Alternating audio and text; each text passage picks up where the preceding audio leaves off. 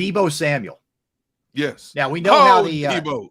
From the second that the Eagles 49ers NFC Championship game ended, the flood of tears where you could have used Noah's Ark from Niners players, coaches, faithful, crying and whining began, and it is still carrying over. So Deebo basically said at one point, just to remind people, we lost because we played with 10 people. Said on the Eagles beating the 49ers. I ain't going to keep going on about what could have happened, what would have happened. It would have been different outcome if they were healthy. First of all, so that is the ultimate loser lament. The if, coulda, shoulda, woulda. The Eagles knocked your quarterback out. The guy who had played great the whole way, knocked him out because you couldn't block the Eagles. There players. You go. Couldn't That's block football, man. So there's no would've, could've, should've. You got your ass kicked. So did your quarterback, and you're crying about it, right? So he throws that out there. So the follow-up to that is he says the other day how much he hates Philadelphia because all they do is talk trash, all the trash that's been talked since they lost. In fact, this is that not ironic? It's the total opposite. All the 49ers have done is alibi and excuse and cry since they lost. The Eagles, who had a legitimate beef in the Super Bowl about the worst field conditions in the history of football, took the high road, and no player said a word about it.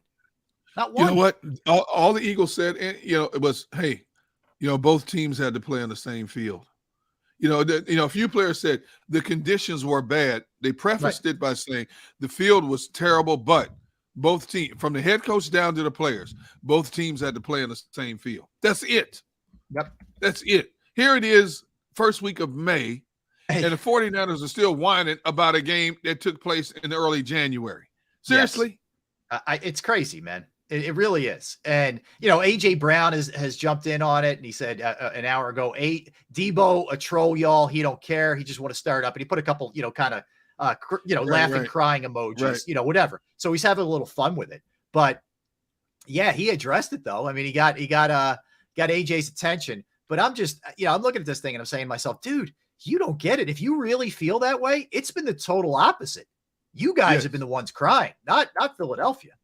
Now, I will say this. Philadelphia fans do talk their share of trash. Sure. But they do give credit where credit is due. They lost the World Series. How many fans, and I brought this up on the show the day after they lost their deciding game to Houston. Yeah. I was proud at how many Philadelphia fans said, hey, you know what? They were the better team. As much as it hurts, they were the better team. Same thing when the Chiefs lost. I mean, people were irate about that pass interference call, but people will say, you know what? They got us. They got us.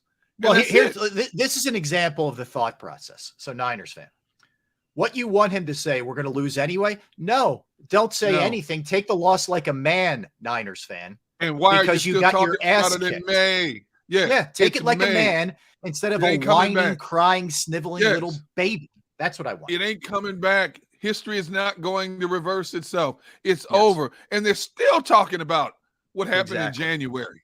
Yeah, it's like Deebo, dude. And I love Deebo's a phenomenal player. Deebo's one of my favorite players in the NFL. I love watching the Swiss Army knife. Yes. Right.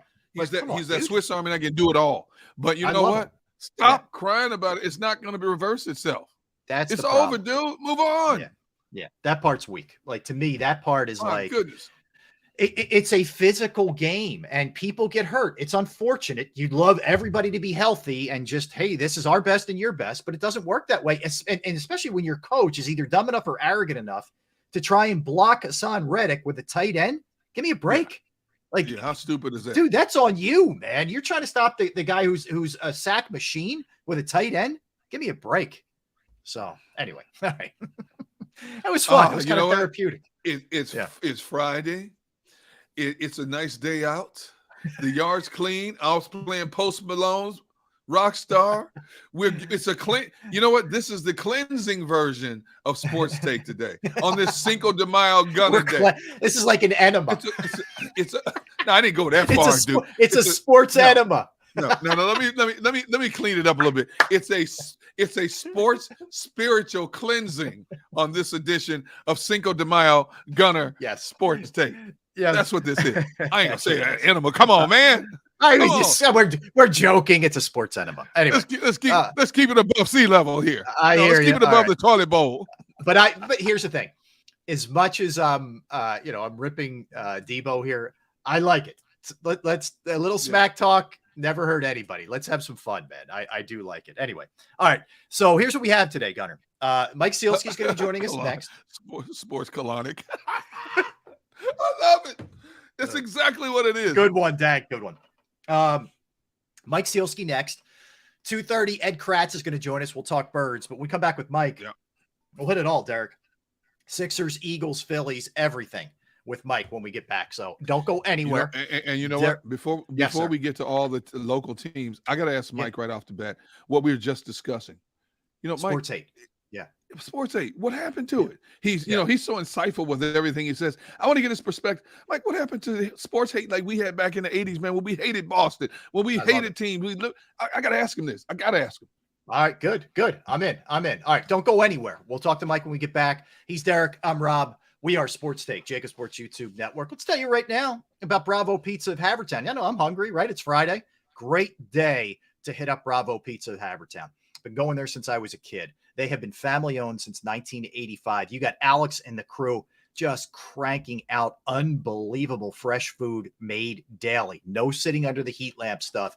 They offer 20 different styles of pizza. They have slices to go. I get the upside down, but you name it, they'll make it. So you call up, specialized pizza your way, and they will make it that way. And they don't just do pizza. You're not up for pizza tonight? All right.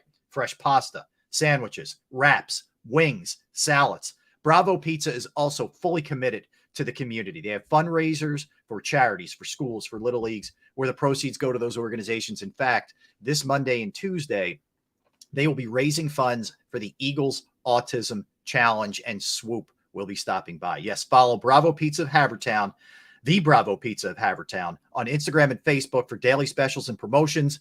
You can stop by 1305 Westchester Pike in the Manoa Shopping Center in Havertown, 1305 Westchester Pike, Manoa Shopping Center, Havertown. Give them a call, 610-446-3810, 610-446-3810. You heard me talk about it. Let's take a little look at Bravo Pizza of Havertown.